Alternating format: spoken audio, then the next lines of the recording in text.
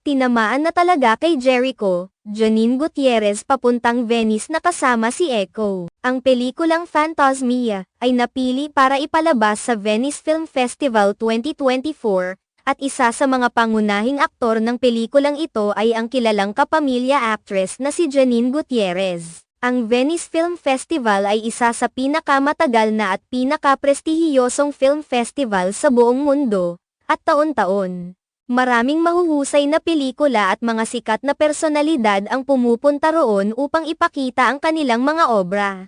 Ang pagpasok ng Phantasmia sa prestihiyosong festival na ito ay tiyak na isang malaking tagumpay para sa buong cast at production team ng pelikula. Nang makausap namin si Janine Gutierrez, ibinahagi niya ang kanyang excitement sa pagkakataong ito.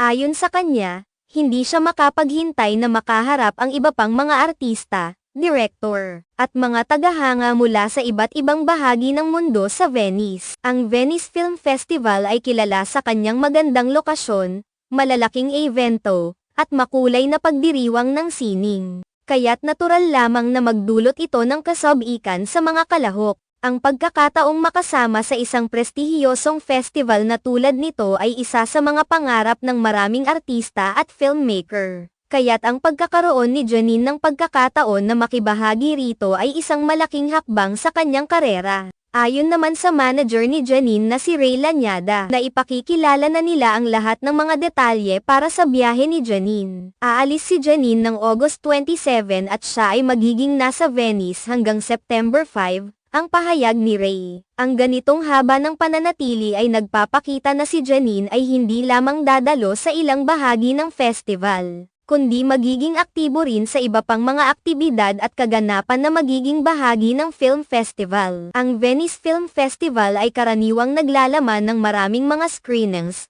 press conferences, at mga kaganapan na inihahanda para sa mga pelikula at kanilang mga cast. Kaya't malaki ang posibilidad na si Janine ay magkakaroon ng maraming pagkakataon na makipag-ugnayan sa mga international film enthusiasts at industry professionals. Ang kanyang pagdalo sa event na ito ay tiyak na magiging magandang pagkakataon upang ipakita ang kanyang talento at ang pelikulang Phantasmia sa mas malawak na audience. Ngunit may mga tanong na lumitaw ukol sa posibleng kasama ni Janine sa festival. Isa sa mga pangunahing katanungan ngayon ay kung makakasama niya si Jericho Rosales sa Venice. Si Jericho Rosales, na isa ring kilalang aktor sa industriya, ay may mga proyekto rin na tumutok sa international exposure. Ang pagkakaroon ng pagkakataon na magkasama sila sa isang prestigious film festival ay maaaring magbigay ng karagdagang atensyon at suporta sa pelikula. Lalo na kung ang kanilang mga fanbase ay sabik na makita silang magkasama sa isang malaking event tulad ng Venice Film Festival. Sa pangkalahatan,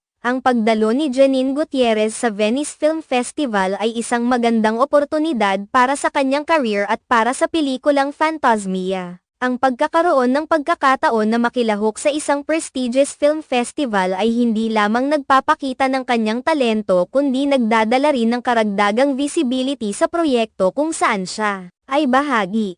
Ang mga ganitong uri ng kaganapan ay tumutulong sa pagbuo ng mas malaking network at mga posibilidad sa hinaharap.